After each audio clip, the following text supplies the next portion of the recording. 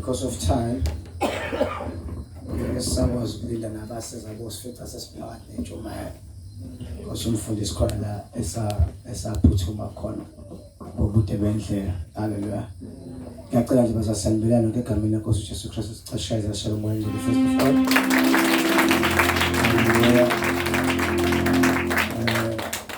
Ngoba bonke abakhona cross baphuthuma inkazi bashaya izandla egameni likaJesu. Mama bonke inkazi bashaya izandla egameni lenkosi uJesu. Mama umzobo unkosikazi inkazi imshaya izandla egameni likaJesu.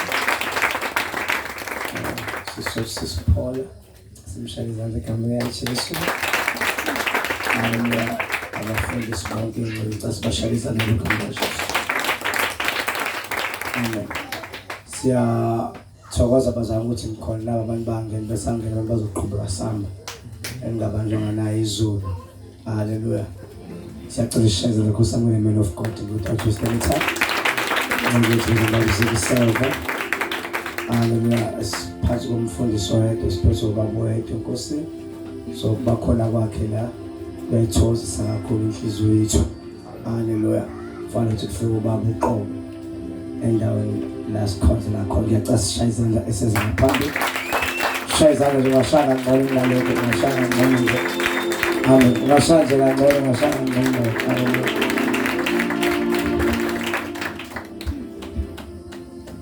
Singahlala phansi bathanda. Sacela nje abahlabeleli bengihlabelele ngoma ethi umoya mokulangazelela hlanza inhliziyo yami simakade.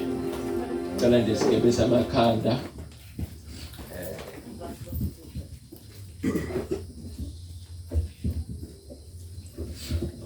Hlanzi inhliziyo yami Jesu. Hlanzi inhliziyo yami Jesu.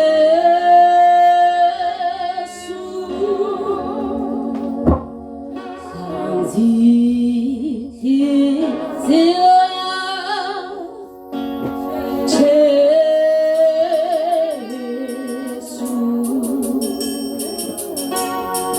Can't see this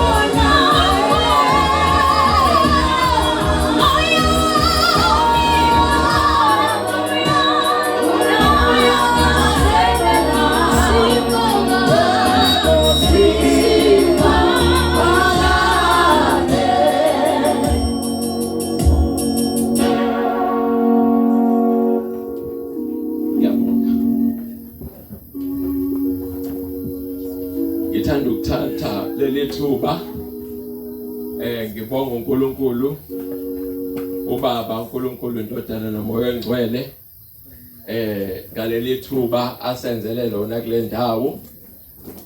Ngithanda ukubingelela uMpostoli uMzobe unkosikazi wakhe abazalwane engibathanda kakhulu kanabazalwane bonke na wonke umuntu okhona la ekhambele enkosi yethu uJesu Kristu.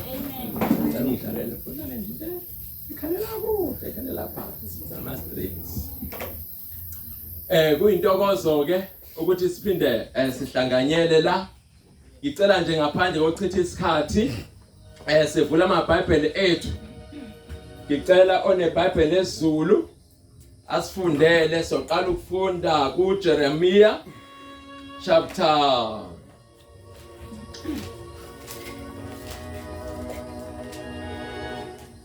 Jeremiah chapter 39. Ufunde nje uverse 1 kuze kufike awu ngizokutshela bese uya kuJeremiah u52 ufunde nakhona ngize ngikutshela ukuthi yini. So wena funda mso ufundayo ngeBhayibheli lesizulu Jeremiah chapter 39 from verse 1 to verse 3. Ayiki mic? Okay. I read welezulu. Okay. Kwangena zonke izikhulu zenkosi yaseBhabhele zahlala esangweni eliphakathi. Uverse banike lo Verse 3. Cela kuverse 1. Amen. Kwathi lapho iJerusalema selinqotshiwe. Kwathi lapho iJerusalema selinqotshiwe Ngomnyaka wesishiyagalolunye. Ngomnyaka kesishagalolunye umnyaka ka9 kaSedekiya inkosi yakwaJuda. Inkosi yayibusa le isineminyaka ewu9 ibusa. Kwase kufika inkosi ethize izovimbezela lelizwe ekubusa kuyona lenkosi for 9 years. Ngenyanga yeshumi kwafika uNebukadnesari. Yes. Inkosi yaseBhabhele. Yes. Nempi yakhe yonke eJerusalema walivimbezela. Yes. Ngomnyaka weshumi nanye kaSedekiya ngenyanga yesine ngolwesishiyagalolunye ngomnyaka inkosi kuvinjezelwe la idolobha noma isity inkosi ebusa khona ina9 years kufika isitha sizohlasela. Kuthiwa ke kukhona okwenzeka ngonyaka ka11 noma after 2 years sifikile isitha sizohlasela. Then ufunde uchapter 52 ufunde uverse 4. Ufundeka kanje.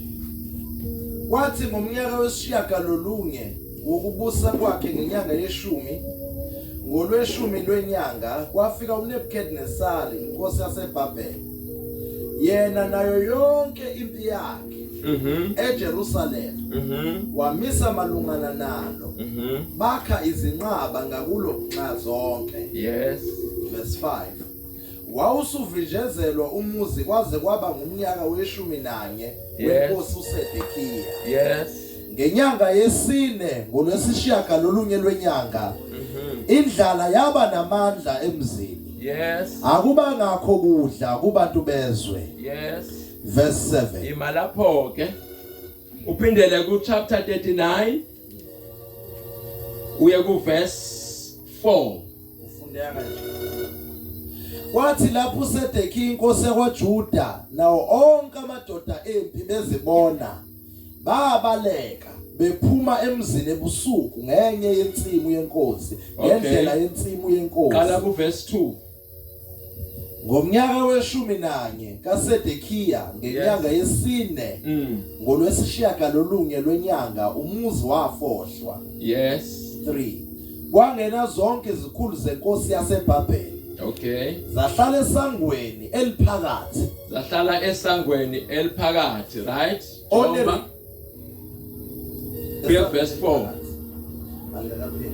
Okay, qhubeka. Zahlala esangweni eliphakathi. Onerigari, Saresiri, no Samirigari, Oh, Samirigari Nebo, no Sare Sekimi, induna yezinceku, no Nerigari, Sare Seri, induna yabapristi. Yeah. Kanye nazo zonke ezinye izikhulu zenkosi yaseBhabhele. Yeah. Kwathi lapho uSedekiya inkosi yakwaJuda nawo onke amadoda empi bezibona, babaleka. Bephuma emzini ebusuku ngendlela yensimu yenkosi. Yes. Ngesango phakathi kwezingange zombili. Yes. Waphuma ngendlela yase-Arabha. Verse 5. Kepha impi yamakhaledi yabaxosha. Yamfica uSedekiya emahlane aseJerikho. Yes. Yambamba.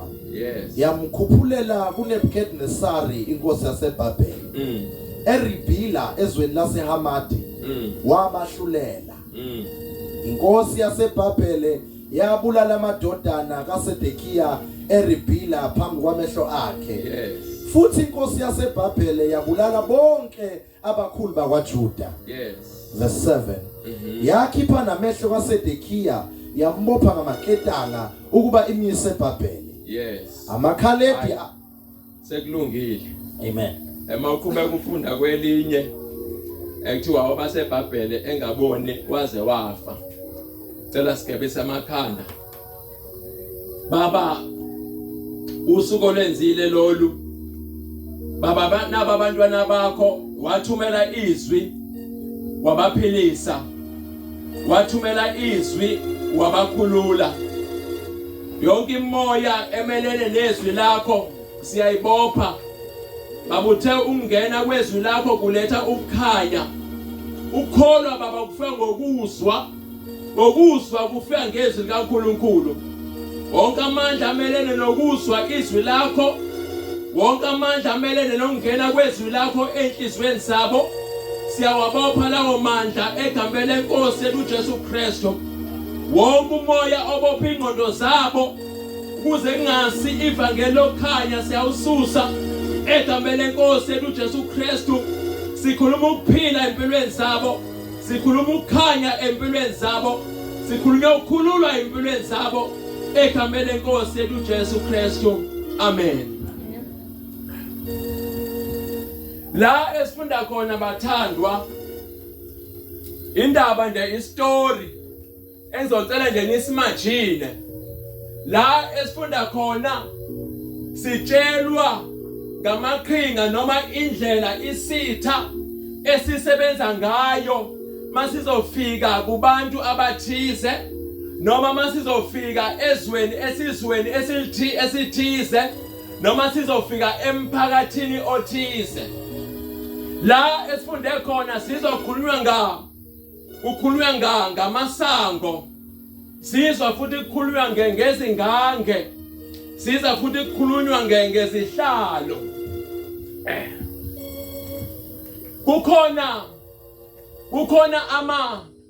Kukhona izinto ezikhona ezidalwe uNkulunkulu ezikhona neziphilayo kepha ezingabonakali ngamehlo enyama kepha ezikhona.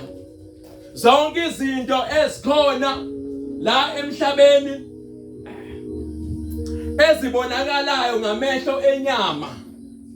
Kukhona izinto ezikhona ezingabonakali ngamehlo enyama.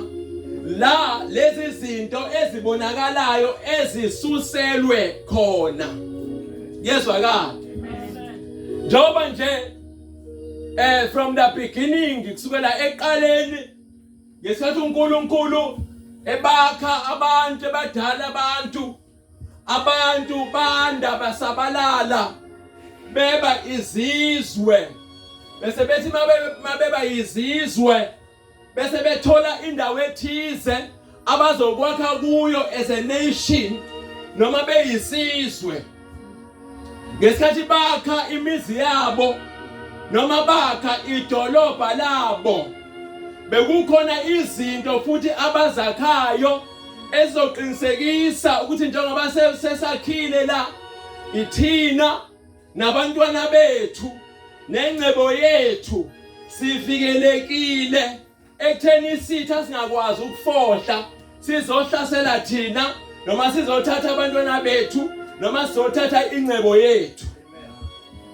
Bekuthi mangabe isizwe sakhile umuzi omkhulu bese sakha ingange ngesizulu, ngesingisi kuthiwa the walls, ingange ebezizosurrounda noma bezobiyela isizwe sonke. Utho uthi ingcebo zonke yonke into yesizwe ngenxa yodonga olakhiwe, yonke into yesizwe iphephile. Ezitheni utho makwakhiwe befike kube khona udonga olukhulu olubiyele imizi yonke ekhona esizweni. Lolu donga olukhulu beluba namasango futhi amasango athize abaleke ngendlela esimangaliso. Amasango abehlukene ngokwemsebenzi yawo. Lolu donga lolu beluba nabantu abahlala phezulu ababizwa ukuthi ama-watchmen. La ama-watchmen udonga beliphakama lube phezulu kunezakhiwo ukuze befike ukuthi phezu kodonga bese kuba khona ezinye izindlu ezakhiwayo ekuthiwa inqaba. Udonga belulude, inqaba zizinde kunodonga. Inhloso yeinqaba bekuwukuthi noma iwash tower, inhloso yayo bekuthi kuhlalela abantu abagade umuzi noma abagade isizwe. Indlela lenqaba ebinde ngayo kwekwenzela ukuthi bakwazi ukubona kude la izakhamuzi engaboni khona, ukuze mangabe kuza isitha basibone sisekude isitha bese beyakwazi ukuyilungiselela. Noma isitha besibonile sikude bebazi ukuthi as long as singaphakathi kwezindonga, singaphakathi kwamasango, isitha asikwazi ukungena. Kuse foundation nje le, ngicela ulalele kahle khona uzothola ukuthi siya kuphi. So konke ukudla kwabantu, zonke izinto eziphilisa abantu, zonke izinto ezidingwa isizwe beziba ngaphakathi kwamasango, zibe futhi ngaphakathi kwezingange noma kodonga lolu olakhiwe. Izinto ebeziba ngaphandle mhlambe bakuyindawo yokusebenza, mhlambe indawo zokulima, indawo zokwenza amabhizinisi, kodwa yonke into ebasustainayo noma ebagcina bephila ibiba ngaphakathi. Bese futhi bephephiswa ukuthi kunodonga olubabiyele, kunamasango futhi anzima akhiwe ngeinsimbi, angagqekezeki, angabulaleki. So bekuba impossible noma kube nzima kakhulu ukuthi isitha sikwazi ukungena sizobaphanga abantu. La esifunda khona ke kukhulunywa ngesizwe esithize naso ebesi siphila ngaphansi kwelesimo sokuphepha ngenxa yodonga noma yezingange namasango abiyele umuzi. Abiyele umuzi. Siyazi ukuthi esangweni makhiyiwe akungeni nombani ngaphakathi, futhi akuphumi nombani noma kanjani, kune order, kunohlelo, kune security ethizeni. So la sithola sifezelwa ke kufika isitha sizophanga lesisizwe, kodwa before isitha sikwazi ukubaphanga bekukhona izinto ekufuneka badile nazo kuqala before bakwazi ukungena kubantu. Befuna baqale badile nento eyenza kungangeneki kubantu. Yezwakala? Amen. Okuyini ke lapho? Okuwudonga number 1 namasango number 2. So ngesikhathi isitha sifuna uzohlasela laba bantu, siyazi ukuthi kunamasosha ngaphakathi, ngaphandle kodonga, ngaphandle kwamasango, kukhona namasosha ngaphakathi for protection.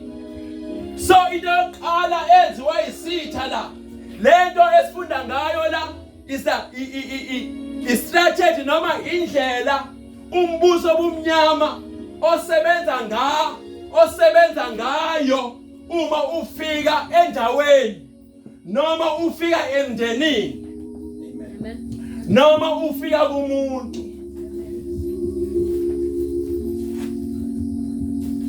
So ngaphambi kokuba kuthunjwe abantu endaweni, kuqale kudilwe ne-protection yendawo. Ngaphambi kokuba kuthunjwe umndeni, ifamily, kuqale kudilwe nento eprotecte ifamily. Ngaphambi kokuba kudilwe nomuntu individual eyedwa, kuqale kudilwe nento eprotecte umuntu. Isitha siqale sisuse i-protection ezweni, noma sisuse i-protection emndenini, noma sisuse i-protection kumuntu ukuze sikwazi ukungena kumuntu. Ngaphambi kokuba kwenzakale lokho, kuyaplanwa, kuyahlelwa ukuthi okay, sizongena kanjani kulesiya sizwe, noma sizongena kanjani kuloya mndeni, noma sizongena kanjani kuloya muntu. So la esifunda khona, sithe masifika lesizwe esohlasela esinye, into yokuqala esiyenzile, sifike sabiyela ngamasosha. Sifike sabiyela amasosha khona rawunda izingange zonke kanye namasango onke. Kwenzelwani lokhu na? Ukuthi ngabe kusaba khona ongaphakathi ophumayo, ngabe kusaba khona futhi ongaphandle ongenayo. La isitha safika lo obusayo 9 years, kodwa sizasakwazi ukungena emasangweni nokubhikiza indonga after 11 years. Esena 11 years lo obusayo. Kusho for 2 years khona into eyenzeka la, laba abahlaselwayo bengaboni, kodwa laba abahlaselayo bebona. Angithi nje bakuvale wonke amasango nje engekho ophumayo, ibhizinisi ayisenzeki, abasebenzayo abasakwazi ukuya emasimini beyolima, abasebenzayo basakwazi ukuphuma beye enkampanini beyosebenza. So akusekho ukudla okungena ngaphakathi esizweni ukuzophilisa abantu. Ngesikhathi amasosha kuya ngokuya ukudla ncipha ngaphakathi ngoba isekho iproduction eyenzakalayo. Ngesikhathi kuya ngokuya kuncipha ukudla, kwadina sekunendlala.